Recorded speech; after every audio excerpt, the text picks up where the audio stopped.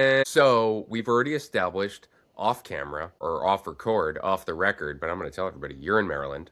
I'm in Brooklyn, everyone knows. Ollie's in Austin. I mean, look at us. We're just a couple dads, true, dads about town, digitally.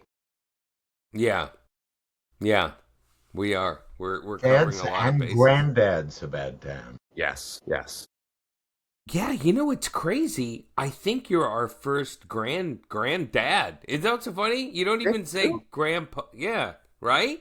True? I have to fact check that. I have to fact check that.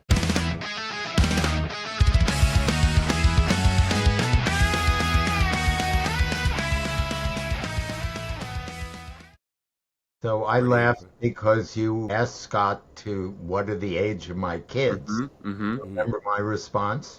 Yes, you said that you can't disclose, but that they are eligible for the AARP. Correct. And to be eligible for AARP, you have to be 50. Yeah, which I think they lowered it, right? It used to be a little bit older. I don't know. I think it's been 50 for a while. So my three daughters are all above 50. Wow. Well, I mean, here's the thing. I'm going to be 49 super soon, and my wife is over 50. So it's weird. For a second, I was like, okay, cool. That's up there. And I'm like, wait a minute. I had to look in the mirror for a second, Alan, because I'm right there. I am there. I'm there. Neil, it'll happen. It's a good group. It's a good group. You get a lot of good discounts. Yes. Can I tell you God. something? This is a confession, and I hope that nobody arrests me. I buy the senior tickets at this point. Like, when I go to see a What? movie. Yeah, Wait, what? and here's No! why. That is And here's so why. wrong! Well, here's, maybe this is like confessional for me. So, when I take my kids to a movie, I want to say like $15 a ticket for children, okay? For adults, within the demographic, the most desirable demographic, which Ollie and I talk about, it's because we're spending the most, 18 to 49 or whatever, it's like 18 bucks. And I'm like, that is ridiculous. But for seniors, I remember when I was a kid, senior movie tickets were like $5. And this is where we are as a society. Senior tickets are the same cost as children. So I'm like 45 bucks to go see Zootopia 2, which I don't want to see anyway. I feel like that's a fair. So I saved the $3. So you guys heard it here first. I hope that, no one knocks on my door from this administration and tries to, they might. No, I they're very petty. They're very petty. Yeah, that's true. You know what? Not because of principle, but because of your past behavior and future behavior too. Well, skin tone maybe. I don't. That's true. I mean, they'll find any reason. Yeah, it's so funny. I actually just But yeah, lest this train gets off the tracks it anymore, is. Yeah, he let's felt that coming. properly introduce our very esteemed, accomplished, generous guest today. Yeah, elder. and accomplished is Yeah. what I'm really Yes. into here. Man, I don't think I'll catch up to you, Alan. I know. I already know that. But you know what? I'll wait. I'll wait. Okay, yeah, hang on for me. I mean, I am almost 49. All right, folks. Allan Shedlin is an educator, author, and nationally recognized leader in fatherhood and family advocacy. Over the years, he's served as a classroom teacher, elementary school principal, policy advisor, and parenting coach at the local, state, and national levels. He's written extensively about education and parenting, appeared on radio and television, and advised the Obama White House on dad engagement and fatherhood policy. Allan is the founder of the Daddying Film Festival and Forum and several nonprofit funds focused on strengthening father child relationships. His work has earned him national recognition, including being named Father of the Year by the Fathers and Families Coalition of America. But beyond the titles and honors, Allan is most proud of being a dad and a granddad. He has three daughters, five grandchildren, and plenty of bonus kids along the way. Please welcome Allan Shedlin to World's Greatest Dad. Welcome, Allan. Thank you. That's the best introduction since my mother introduced me. Seriously? She have a did she have the gift of gab? Did she have a way with words? No, she's been she passed away well more than 20 years ago, so it would have been a shorter introduction because I had not achieved some of the stuff you talked about. God, yeah. Well, there it is. Wow, so that's actually kind of very telling. It seems like some of the big creds have come in the last 2 decades. Yeah, I would, it all led up to that. It's cumulative. Actually, I am in my ninth decade. Okay, Wow. that means I'm in my 80s. That doesn't mean But that doesn't still, mean right. I'm in my ninth decade, and What a trick! What a trickster! And he knew he had us too, because we're yeah, just he read, I he read the room well, Neil. He read the room well.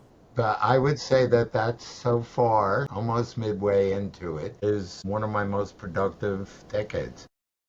Really? What's the incredible. secret? What's the secret to getting to be a, what's the word, Neil? Octogenarian? Correct, octogenarian.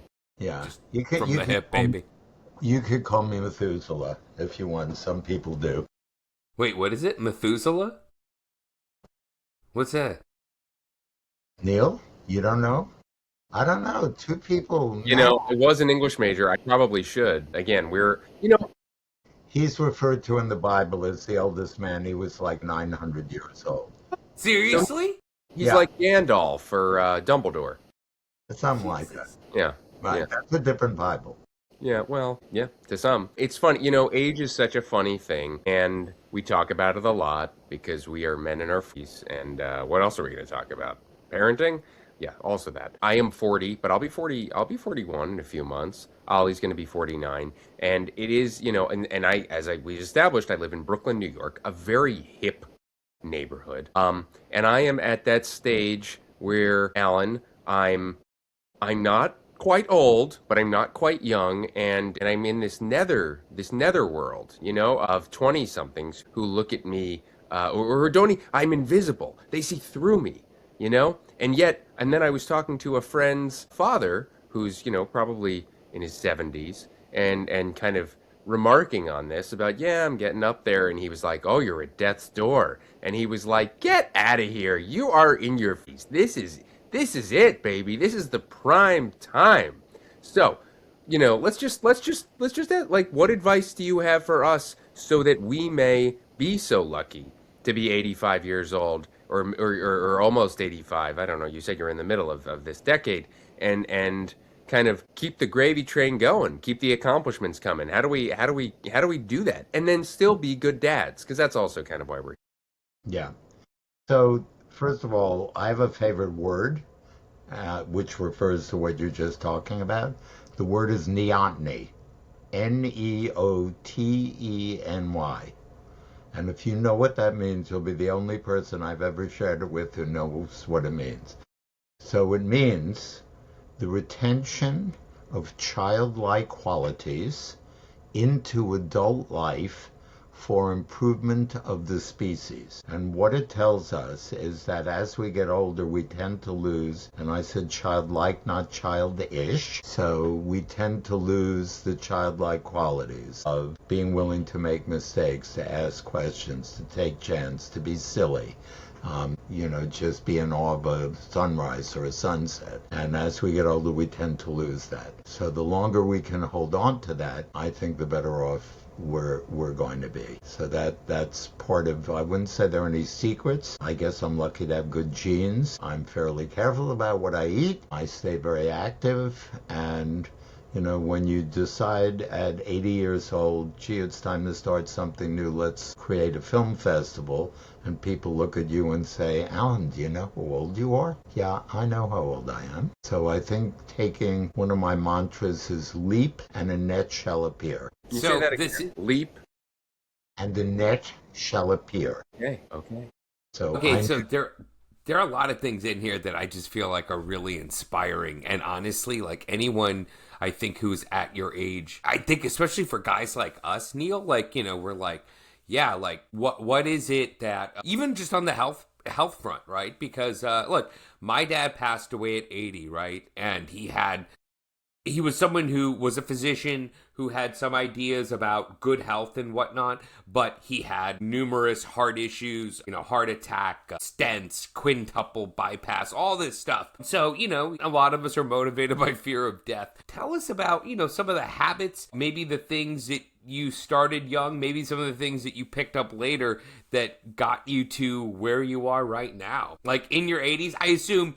I mean, look, you're living in your own house. This is not the case with a lot of people when we break down this demo here. So, yeah, tell us your secrets, Allan. First of all, I appreciate how fortunate I am and how lucky I am. So I have a lot of friends from high school still, and when I call them, and one guy has Parkinson's, another is early stage dementia, and so forth and so on. So I do realize very, very often how lucky I am. I think a lot of it, and I know this is going to sound kind of weird, but I've spent my life around children. So I started as a teacher of autistic and severely emotionally disturbed children in Brooklyn, in the New York City public schools. It was called special education, and usually the term special in our culture has a positive association until you put the word education afterwards, and it's not always positive. I did believe it was always positive. So if you're working with kids who are severely disabled or differently able, you have to look really hard for their strengths and their assets. And I wondered what would happen if you took that mindset and worked with kids who had everything going for them. And I end up as the principal of a school for gifted kids. But I use that same mindset when I'm working with those kids. And as you might predict, they just and blossomed and so forth. So it's so for all of us. So I was able to be neotenic. I was able to live that word neoteny. It's okay to be silly around kids. It's okay to be in awe. It's okay to make mistakes and take chances. So I think that's part of it. When I was 60, I decided there was a sport I always wanted to do, which I never was able to do because I didn't have time and I wasn't in a place where it was possible. So I learned how to crew and be a member of an 8-person boat on the Potomac River, which I did for 5 years. And the next closest person in age to me in that boat was 30 years younger than I was. So, sort of push yourself a little bit. And it was great to be able to do that. So there are no secrets. I think you need to be lucky. And you need to take care of yourself, and you need to be around kids as much as you can, your own and or others. Just want to go back though. No, sorry. What are you eating every day? Like, what's a typical breakfast, lunch, and dinner? And I'm talking like portion size. Are you doing organic chicken? Are you having a glass of wine? You having a little chocolate? Like, what's a day's worth of meals for Allan Shedlin look like? Well, breakfast is different. It's not the same every day. So let's see, what did I have this morning? This morning I had French toast. Yesterday I had my own combination of cereals, Cheerios, or the equivalent of TJ's equivalent of Cheerios, and a couple of other things. And I always doctor it up with some nuts, some ginger, some craisins. I just add coconut, all sorts of stuff, and always fruit, banana, blueberries. So that was, and the day before, I guess it was scrambled eggs. So it's nothing crazy. I mean, it's just sort of trying to, what you put, I had a teacher when I was a principal who lost 25 pounds over the summer. And when he came in the fall, and I said to him, Mel, I almost didn't recognize you, like, what happened? What did you do? And he said, I realized there was an orifice in my body that had control over how much weight I gained or lost, my mouth, and depended upon what I put in it. So it was kind of it's not quite as simple as that, but almost. So I try to do 5,000 steps a day.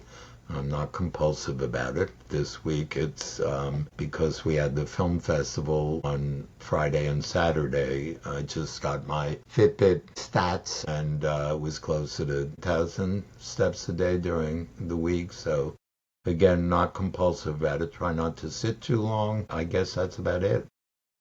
Okay, so you mentioned Fitbit. I'm kind of curious because this is something that my dad always had issue with, and it was interesting because he was a doctor, so he had to learn things and embrace science to a degree, but he resisted technology. You've certainly seen technology transform our lives.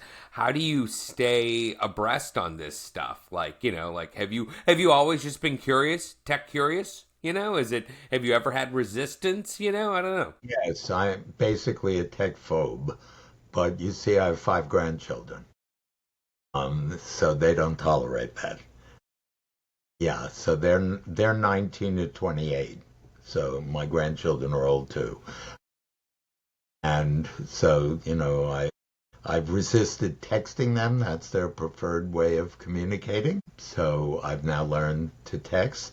If it's going to be long, I just send them a text saying, check your email. And they know to do that. And they're far and wide, actually, at this point. So I have one in Virginia, one actually in Texas, one in New York, one in Tennessee, and one in Colorado. So I would say I call them probably about once a week, each one of them. So I try to stay in touch with them. I usually begin with an awful dad joke. I guess that's redundant, isn't it? Yeah.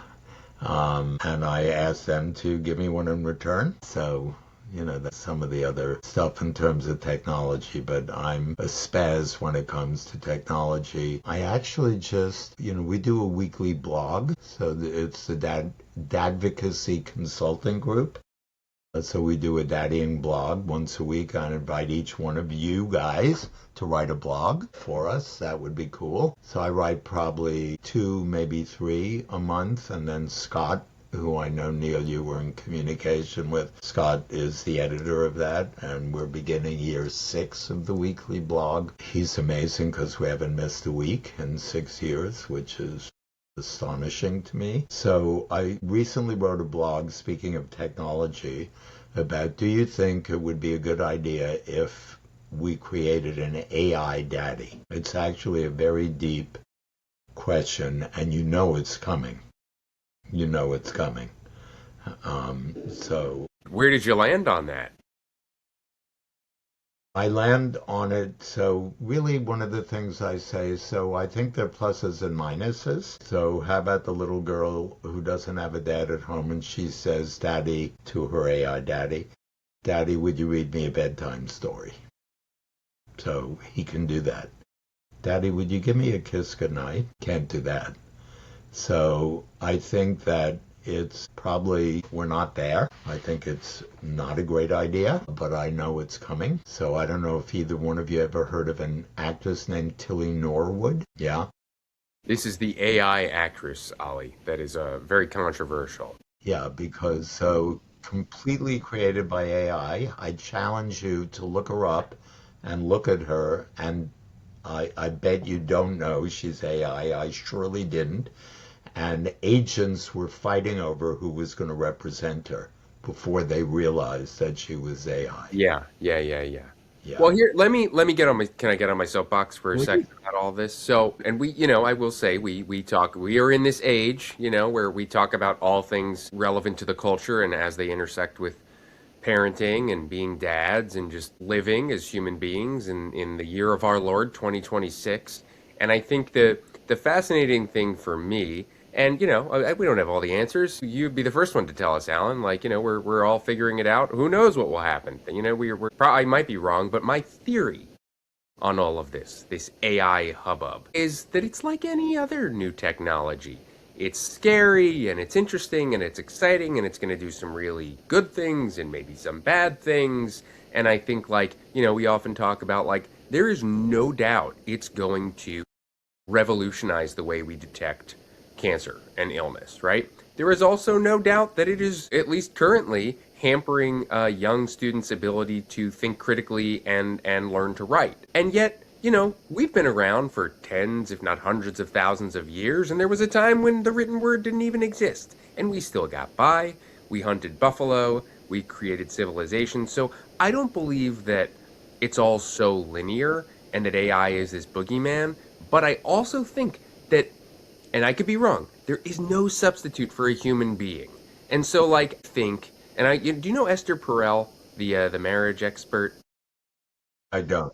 She's been very hot the last few years. I want to say she's in her 70s, maybe 80s, and she's like kind of this marriage counselor and has written a bunch of books. And she talks about romantic relationships with AI and how that is not even what a relationship is supposed to be, because there needs to be friction and there needs to be flaws. And I think that's kind of part of the point, is having a parent who is not perfect or a robot or going to do you need, I don't think there's any substitute for humanity. And so I'll tell you, as one of the co-hosts of the World's Greatest Dad podcast, bring it on. I'm not afraid of you AI daddies. I ain't. I would say I agree with pretty much everything you just said. We just had, as I mentioned, our annual film festival in Forum on Friday and Saturday.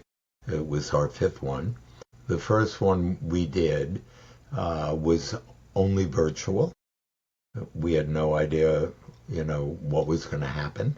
We only accepted films created by students, elementary, middle, high school, and undergrad college. We trained other students to judge those films when they came in, and then we put them online and had the public vote. In the first year, again, totally I was blown away. We had films from 17 countries submitted. This year, in year 5, where we also accept films done by independent filmmakers, so it's no longer only limited to students. And I'm careful how I say that. We accept films done by adults. We don't accept adult films. That would be a different kind of festival. Yeah, which I'm not interested in. But we had films submitted from 55 countries this year.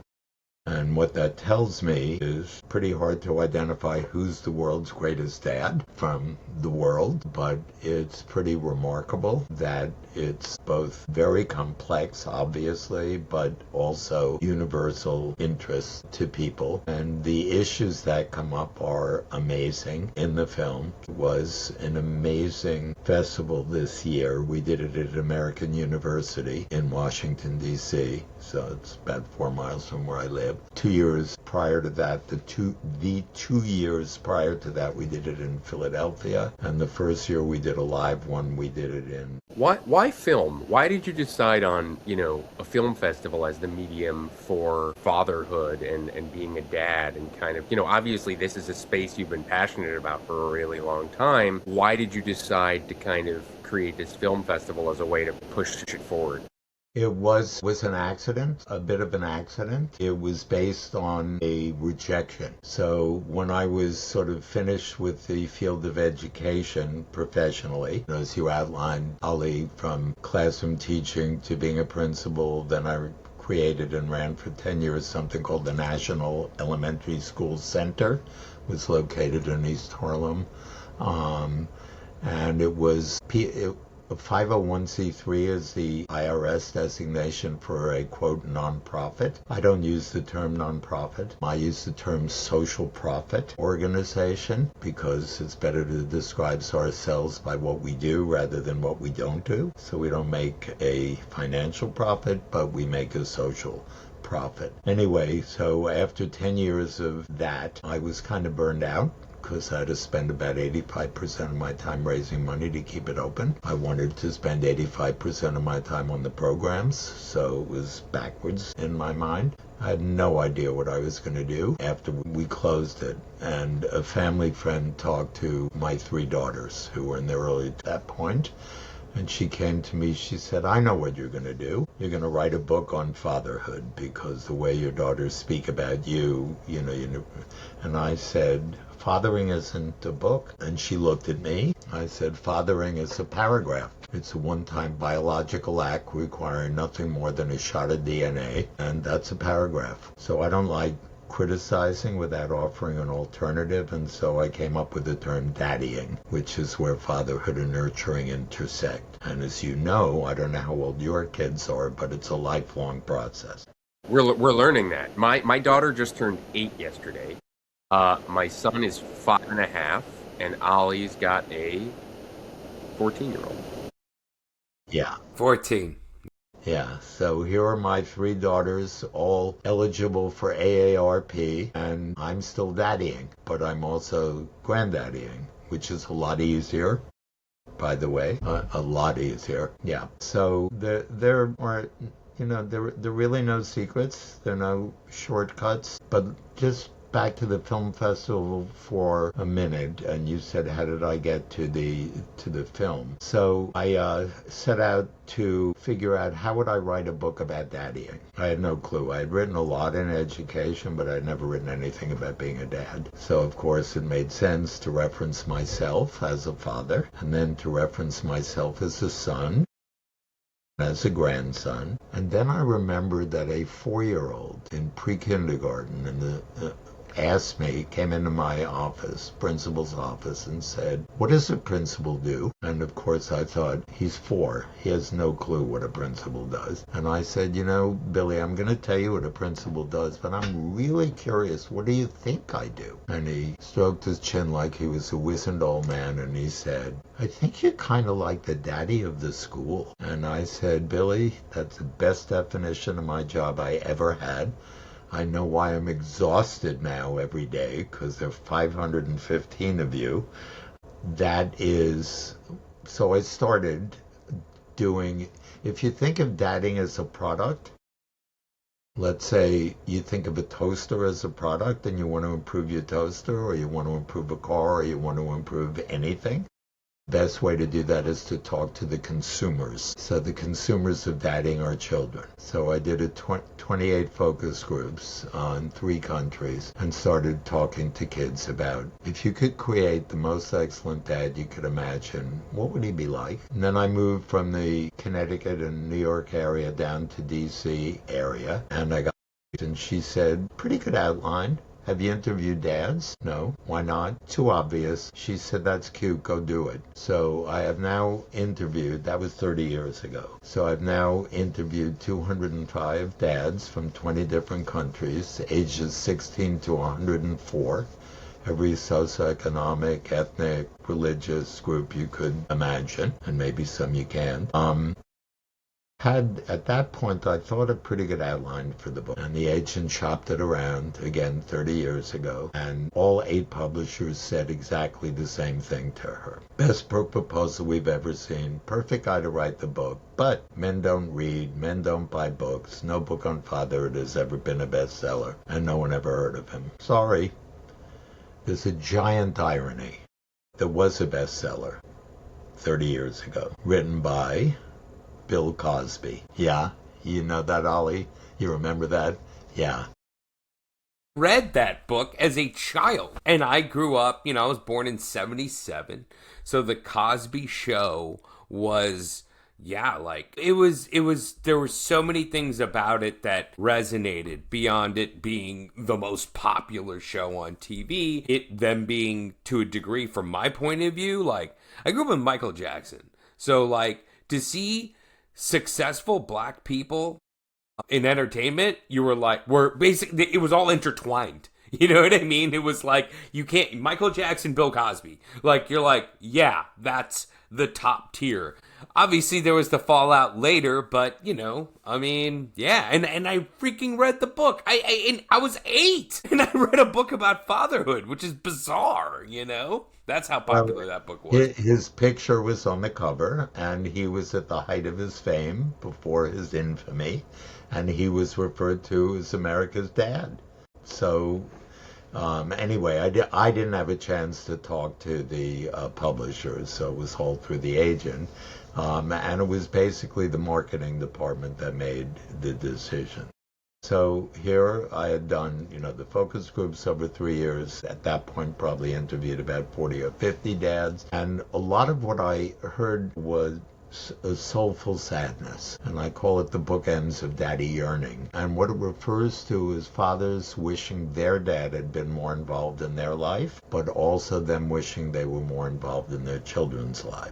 So it wasn't all sad. There was a lot of really happiness. So one of the questions I asked in the interview is, did becoming a dad enrich your life? And out of all of the questions that I ask, and the average interview is an hour and a half long, of all the questions I ask, that's the only one that got 100% affirmative response. Yes, becoming a dad has enriched my life. So the soulful sadness really got to me, and I'm sort of feeling really disappointed that book is not going to be published, and I go see a movie in 2003. It's called My Architect's Son's Journey. It was one of the 3 Academy Award nominees in 2003 as Best Movie. Ali, you've seen it? Yeah, it's a really interesting connection with that film. Neil, just so you know, it's about a son who never met his dad, and he was this really famous architect, and he, I believe, was from Philadelphia, and my wife's from Philadelphia. And then what's interesting is the architect, who had no connection to the country of Bangladesh,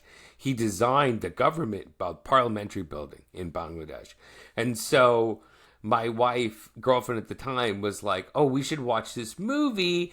The guy's from Philadelphia. He was this architect, whatever. And he was, like any great, good drama documentary, a flawed person. The son never knew him, and he was basically kind of learning about this famous, accomplished man who was also never present as a dad. So, yeah, know it well. So, one little editorial comment. So, he did know his dad. His dad was not around much. He never lived with his dad. I don't want to spoil the documentary. It's absolutely worth seeing. Filmmaker is Nathaniel Kahn. The architect is Louis Kahn. So after his father had been dead for 25 years, he decided he wanted to find out about his dad. And he was going to do that by studying his architecture and talk to the people who commissioned the buildings. So another famous one he did was the Salk Institute in California. But he did a lot of famous buildings. He was a professor at University of Pennsylvania. So I sat and I watched that movie, and I cried through about half of it. It really nailed me.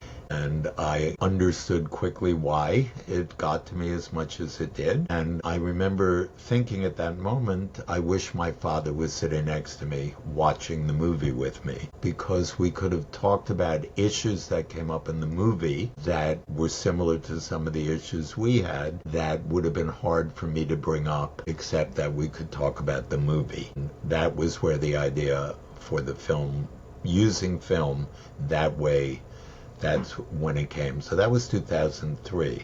But I have ADD, and I get easily distracted, so I was distracted for 17 years.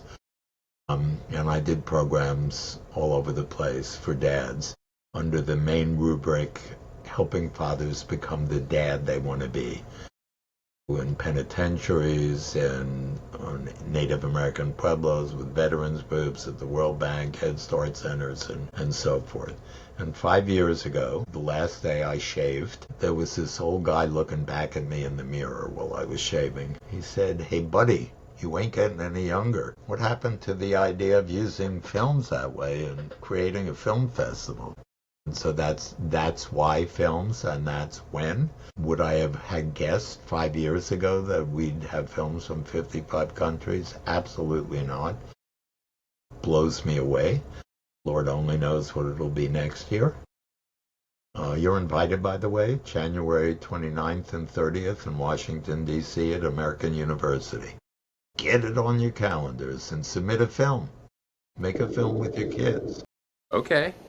All right. Well, we have a year. We have less than a year, but it's so funny. I mean, I have so many follow-up questions. Something you said that really struck me was about the publisher saying, I guess 30 years ago, men don't read about fatherhood, and what's so crazy is here we are in 2026, and, I'm sure you know the data that millennial dads are, the most involved generation of dads to date, historically, and yet there's still such a way to go. It's still kind of, we've talked about this before on this show, like fatherhood or daddying or being a dad is still kind of seen as like the other thing you do, not your main thing. And I think about even what we're doing with this podcast, and there's not a lot of dad podcasts out there. There's some, there's more than there were maybe 10 years ago, and there's some like dad creators online and stuff, but it's nothing like the mothering space. And I think part of that, if I'm being honest, is I think there is a stigma to it being seen as feminine, or I'm sure you've heard this, like, you're not an alpha man if, you're kind of a soft, sensitive dad. And I want to use this as a segue because you brought up your own dad. And I'll say, like, I'm sure I'm not breaking news to you here. It's fairly unusual for a person of your generation to be this kind of keyed in, tuned in as a caregiver, prioritizing parenting and, kind of the softness of parenting. So can you talk a little bit about how that it became your like philosophy through life, and maybe how your own childhood played into that, because it's really pretty remarkable. Yeah. Um, so I always knew I wanted to work with kids from a really, really young age. I would say from as young as 3 or 4 years old, like Ali, you reading the Fatherhood book as a kid. So I knew at age 3 that I just liked to be around little children. I was a little kid myself, but even littler children when I was 3 or 4. I also always wished, I knew my father loved me. I knew my father would always be there in a pinch. But most of us need more than a pinch. And I always wished that he would be more present than he was. He was somebody who started his own business, and he needed to devote his time and energy to doing that. And he was absent our home for 250 days for 25 years. So do the math. So he wasn't around more than half the time. And I always wished he had been around more. And when he was around, he wasn't always around. So he was thinking about other things, doing other things. So I kind of knew that that's not the kind of dad that I wanted to be. You're right, Neil, and pointing out that it's often considered a feminine thing. And I don't use the word soft. I use the word tender, because soft is sort of a negative for most guys. We don't want to be described as soft, but we don't mind being described as tender, I think. I can tell you that when I was an elementary school principal, people would often assume maybe he's gay, maybe he's a pedophile. Very few people would actually say that outright. But what they did say outright was, Allan, you're not serious about this, right? You're using this as a stepping stone. You want to be a high school principal, you want to be a superintendent. You don't want to work at the elementary level. No, I do want to work at the elementary level. And one of the ways I describe it is that I've taught from graduate school up to nursery school. And I remember when I was the chairman of the board of the cooperative nursery school that my youngest daughter attended, and people looked at me like this was so weird for a guy to be doing that. So I guess it was always feeling like I didn't have a problem with it. Other people had a problem with it. But just sort of jumping in terms of what you're saying about not many dad podcasts, and probably now I wouldn't have trouble getting the book published, but now I'm not interested in getting the book published. I think getting the movies out there and doing what I'm doing now is much more likely to impact more dads. But in 2008, I wrote a piece that the New York Times distributed worldwide with the Hearst News Service. And the piece was entitled The Daddying Movement, an Inadvertent Revolution. And there was a guy named Obama who had just been elected that year. And a couple months after he was elected, I got a call from the White House saying the president wants to create a fatherhood movement. Any chance you could come in and share some ideas? And because I am a smartass, my response was, nah, I'm really much too busy for that. I don't have time for you guys. I said, yeah, the metro is 4 stops from the White House from where I live, so yeah, when do you want me? Anyway, I came in, and because I figured it would be the only shot I'd get, I said, I think you've invited me for the wrong reason. They kind of looked at me like, do you know where you are? I said, you just said the president wants to start a fatherhood movement. This wasn't with Obama. This was his staff and the part of the White House that was focused on fatherhood issues. I said, what was the title of the piece I wrote? It's called the Daddying Movement. So I guess I believe the movement exists, so he doesn't need to start it. So I think your question is, how does he lead it? So I made a couple of suggestions. Some of them they took, some of them they didn't. But I think since he was in office, there is definitely much more attention to dads. People don't look quite as strangely as often as dads pushing a stroller or going to, a story time or going to the playground.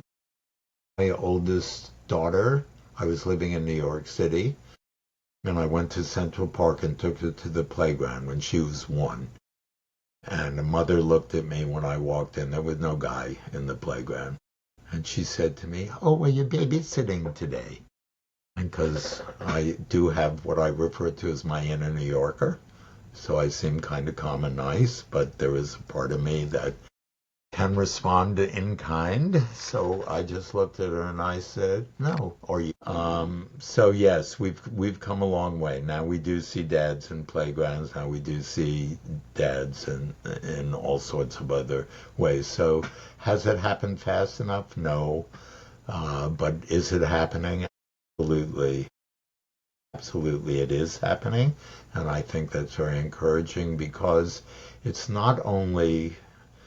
Somebody asked me the other day, "Allan, you've been in the, quote, fatherhood field for more than 30 years now.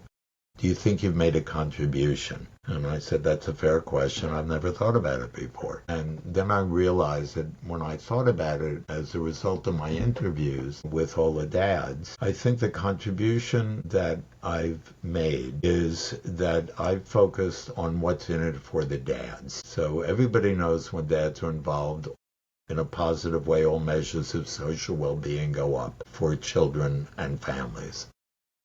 But very few people have looked at what's in it for dads. So, when I ask that question, has becoming a dad enriched you? And 100% of the guys say yes. So what's in it for dads? Yeah, there's a lot in it for dads. So I get as much out of my relationship with my kids and my grandkids as they do. So that's sort of, I guess, the contribution. I like that you use the word enrich too, because I've seen these articles and research that says, having kids doesn't necessarily make you happier. It can almost always brings more meaning, and I think that's a really interesting distinction. And I think if the only goal in life is to be happy, well, I've got some news for you. Life is like, whoo, and like, but if you're looking for the meaning, being a parent can really do that. I want to follow up on some of the Obama parts of your work because I'm a big fan. I have hey, look, I've got an impression for you that I do like to bring out, the little party trick that Ali hates. I believe that Barack Obama is a big part of, at least from a vibe perspective, making being a dad cool, again, or if it ever was, But I'm curious from a policy perspective, what things do you feel like that administration and kind of the advocacy groups that you were involved with accomplished, like boots on the ground, that actually have contributed to this progress that dads have made over the last 15 years?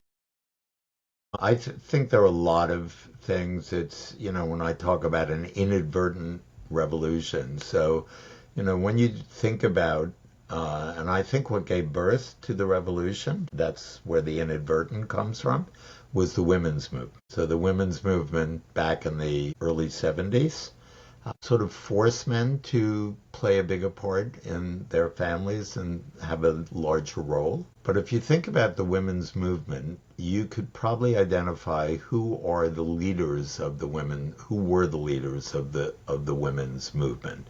People will identify a couple of different people involved in that, and a lot of books written about it. If you think about how would dads go about a revolution, I think you'd probably think about they'd be aggressive, they'd be in your face, they've had they'd have a strategic plan, and there'd be a charismatic leader. I think they're none of those. And so that's why I think it's been under the radar. So I think, to try to answer your question, Neil, I think it's sort of, it's not like it's underground. It's not happened, as I mentioned, to my liking fast enough, but probably as fast as it can. So whether it's no longer being the only dad on the playground, it's no longer being the only dad pushing the stroller, the only dad, it's talking about family leave, not just maternity leave. The fastest growing sort of demographic is at-home dads. So that's begun to happen. So, and I think it's, I don't know about both of you in terms of your age and your relationship with your own dad, but I know that my daughters, two of whom, all three were married, two of whom are married, I know their expectation of their husband was to be an involved dad, because that's what they saw modeled. So I think that kind of thing helps it along and makes it move along. I think Obama would be the first to tell you that it wasn't as successful, his work in this field, as he would have liked. He mainly started that wonderful program with barbershops. I forget what it was called, but it was Brothers Promise or something like that, where, especially in the black community, he realized that the barbershop was a community, kind of like a community center where you do a lot of talking with your barber, and he actually trained barbers that became part of the program to know how to speak about fatherhood and engage people. I do remember when I did a program in the penitentiary of New Mexico, and the requirement to be in the program, was volunteer. Nobody was required. But you had to be a dad, and you had to know you're going to be released from the penitentiary within a year. Those were the only requirements, and the group was limited to 15. And so we began. I had happily never been in a penitentiary before. It's a little intimidating. And you're sitting around a table with 15 guys, in their orange jumpsuits, looking pretty tough, heavily tattooed, and so forth, and all these stereotypes coming into your head. And I asked them why they were there. And 85% of people in prison came from homes without a father. And out of the 15%, some of them had abusive fathers.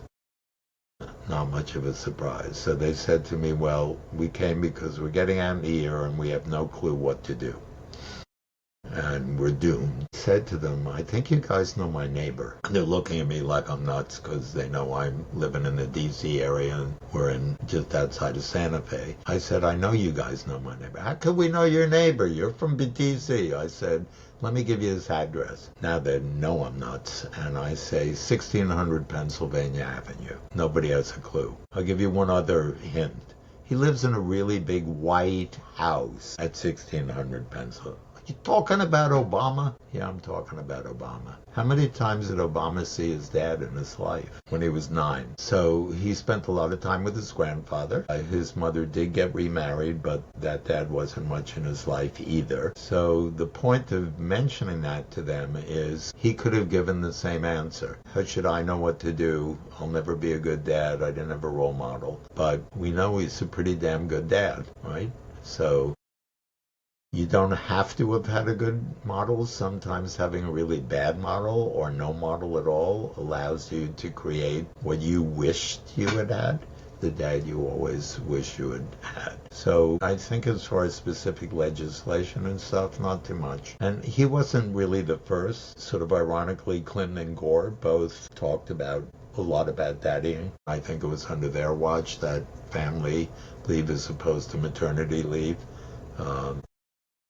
You kind of touched on what I wanted to ask you about, which was you had interviewed all these dads, and the answer you got to the question with 100% response rate was that being a dad has enriched their life. Then you mentioned your experience with your dad. And I think that's one thing certainly Neil and I have shared too, which is there are the things that we come to learn and realize the way we were raised by our fathers, and then becoming fathers, we're aware of what was not there, what we wished we had. And I wonder how much of what we wished we had shapes how we approach being dads. And I wanted to get your thoughts on that because you've talked to so many dads and you've been around this world a long time. So yeah, I'd love to get your thoughts there. So when I do the dads groups, I used to begin by asking them, who is the dad you want to be? And I find that that question is so overwhelming in its scope that it's immobilizing. So I don't ask that question anymore. Now I ask it in a different way. And the way I ask it now is, how do you want your child to describe you as a dad 5 years from now? That's still pretty overwhelming, but you can get a handle on that. So if you want your child to say, gee, I can tell you that when I did the focus groups with the kids and the dads, I asked them what are the qualities they most wanted in a dad, if they could design a dad from scratch. And by the way, it's really important. The first time I did the group was with 14-year-old boys. And it happened to be in New York. And I said to them, if you could create the perfect dad, what would he be like? And in 14-year-old, and you would know this, Ollie, with a 14-year-old, I got the eye roll that you get, continually from teenagers. And it was followed with, Mister, there ain't no such thing as a perfect dad. And if there was, he'd be really boring. And I looked at the kid and I said, you're right. No such thing as a perfect dad, or a perfect spouse, or a perfect son, or a perfect teacher, or a perfect boss, or a perfect anything. So I'm going to change it. So if you could create the most excellent dad you could think of, what would he be like? And here are the 5. There were 17 qualities that came up fairly often, but 5 that came up in every group. The first quality is being there, and it was followed with, but I mean really being there. So I mentioned that my father, when he was around, wasn't around, because I knew he was somewhere else in his head when he was there, or doing something else. So being there means really being there. Put away the mobile phone, turn off the television, whatever it is that you're doing, unless you're watching the Super Bowl. The second is take us as seriously as we take ourselves. That's a very sophisticated concept. Take us as seriously as we take ourselves. And I identify with that. If you say to your 5-year-old when he comes home or she comes home from school, how was your day? So-and-so teased me or bullied me, and you want to say, no big deal, wait till you get to my age, then you'll know what a real issue is. But for that little kid, that's the real issue. So you have to take them as seriously as they take themselves. The third is be a passionate advocate for us. The fourth is show us you love us, and be affectionate. And the fifth is provide us with security and protection. So those are the 5 qualities that came up over and over again from the kids. And when I asked the dads, what are the qualities you would like to develop, they're pretty much in sync with what the kids say they want. And as somebody who had some courses in child development over the years, I also know it's what children need. It's not only what they want, but it's what they need from a development aspect. So I don't know if that answered, Ali, your question well enough. It did. Well, it also zeroed in on, I think, what is the most important commodity, certainly as I find in the last few years as I've gotten older, is that it is, to a degree, time more than money, because I know this. I don't know if I'm really going to make all the money I wish I could make, but I do know I'm running out of time. That's the thing. It's like time and money are very important things. And one, I absolutely know, this day's ticking away. You know what I mean? That's another one down. So, and I think I just, certainly in my little chapter of the story, it's my son is about to race through the end of 8th grade, and then it's high school, and I'm literally like, wow, this is gone. And honestly, Neil, I was just thinking, because his daughter just turned 8. I swear to you, my son was 8, that wasn't that long ago. The years do not add up to when it feels like it was. So yeah, I think that's kind of the big epiphany I've had lately, that this time thing, This time thing's a mofo, you know what I'm saying? And how to really squeeze every drop out of it. And the big thing is, like, I mean, shit, I'll say it last night. I mean, I was watching him play volleyball. I was also trying to do work. And look, I'm never going to go, okay, well, I'd have to do whatever I was doing later. But it's a constant reminder of, like, how could I be better, I guess, you know? So I think whatever it takes to keep these gears turning, because time's running out. The time's ticking. The time's ticking for me to certainly have them under my house, you know? So, Who knows? Neil, you mentioned you were an English major. Indeed. And Indeed. so was I. And I do a lot of my thinking is metaphorical. So when my youngest daughter went off to college, and my daughters are 2.5 years apart, approximately, from each other.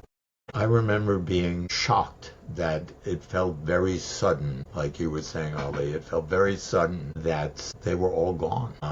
And it really hit me, and I got in my car, and I was living in Connecticut. I drove 4 hours to my favorite place in the world, which is Cape Cod, a particular spot on Cape Cod, Pamet Harbor. And I decided I was going to watch the sunset, because I never had time to watch the sunset. Not just look at a sunset, but watch the sunset. And I stood in Pamet Harbor, and I watched the sun go towards the horizon. And just as it was about to hit the horizon, a bunch of seagulls flew overhead and were making this horrible racket. And I looked up, watched the seagulls, and I turned to look at the sun, and it was gone. And that felt like pretty much an instant that it sunk beneath the horizon. And I thought, that's the perfect metaphor for what just happened to me as a dad, that it seemed to take forever for the sun to hit the horizon. And then in an instant, it was gone. I don't know, it just, for me, was so meaningful, and is, as you were saying, Ali, it's, just realizing, like, next year it's high school, and that's going to go really fast, but it's not a negative. I mean, here I am with the 5 wonderful grandkids, so that happens too. So I feel blessed. On that note, and you kind of brought it up. It was amazing. I saw Neil's face. But we always ask this question: how do you want your kids and grandkids to remember you years from now, many years from now? Kind of like the question I asked the dads, right? How do you want your kids to describe you as a dad? Being there, but really being there. So I guess that would be the first thing. And I guess it's pretty much those 5 qualities that came up. Taking them seriously by a drunk driver. Happily, she wasn't badly injured. But first day of court, his lawyer came up to me and said, gee, was lucky nobody was seriously injured. And I said, okay, let's establish something right now. First of all, do you want me to talk about her whiplash? Do you want me to talk about the psychological damage? Do you want me to talk about her nightmares? So let's not go down that path. And second of all, you've already gotten the case postponed because you didn't like the judge. I observed that. So you're going to try to wear me down. You're going to assume that if I make him go back to court many, many times, he's going to give up. So I'm going to tell you now, that'll be a waste of your time. I will be here every time. So it took about 5 times before a judge heard the case. And the only consequence for him was he lost his license for 6 months and he had to go to jail for a weekend. And I was disappointed because wasn't his first DUI. And I said to my daughter, I'm really disappointed. And she said, Dad, if you hadn't been here with me 5 times, he would have been let off. So that is being an advocate, no matter what it takes. Show us you love us and be affectionate. Absolutely. My oldest daughter said to me fairly recently, Dad, do you hug everybody you see? I say, pretty much. She said, Dad, I said, see that policeman over there? Watch this. And I walked towards the policeman, and my daughter is freaking out. I did it just to make her freak out. I didn't hug the policeman. Would not have been appropriate, but it was fun to freak her out. And then provide as much security and protection as I'm able. So I guess that's as close as I can get to answering your question, is for them to be able to say that about me. I feel like you've gotten there. I feel like, it's the memory of your work as a dad has certainly been etched into their memories. Absolutely. Neil, should we take it to the lightning round? Yes. Allan Shedlin, we do this thing called the Dad Lightning Round. Ali Khan is going to take you through it. Are you ready? Well, I'm ready. I'm sitting down. All right, Allan. Parenting advice in 5 words or less. Show love and protection. Choose a superpower, super strength or super speed. Say that I have a choice of those two. You could either choose super strength or super speed. Strength. Okay. One book every dad should read. Growing Young. It's by Ashley Montague. And one of the things he said, it's where I learned the word neoteny for the first time. One of his goals in life is to die young as late as possible. Greatest TV dad of all time. I don't watch much TV. I would say, I know it'll be controversial given what we talked about at the beginning, but Cosby was definitely, on television at least, a wonderful dad. Yeah, I think Cliff Huxtable, we can separate Cliff Huxtable from Bill Cosby. I think that, why not, right? Dream dinner guest, dead or alive. Although now Bluey would be considered the best TV dad. Well, wow, you do have grandkids, but they're old. How do you know about Bluey? Hey, it's my field, and by the way, we've just been asked to bring the film festival to Australia, which is where Bluey takes place. So we are talking about Father's Day in 2027, which in Australia is in September. So it gives us some time to do that. So Bluey is considered, but I feel he's less realistic than Huxtable was. And what's the next lightning thing? Who guessed at dinner? Dream dinner guest, dead or alive. Obama. Yeah, can't argue that. And he's in my neighborhood. Oh, really? Yeah. Oh, no kidding. Wow. Yeah, he probably lives about 5 miles from me. He doesn't know that. He doesn't. If we get him on, and you never know, but if we get him on, I'll be like, Allan Shedlin is just 5 minutes from you. Yeah. 5 miles. Yeah, Just so you know. That would be, what a connection. I'm writing that down. One day. If you could sum up being a dad in one word, what would it be?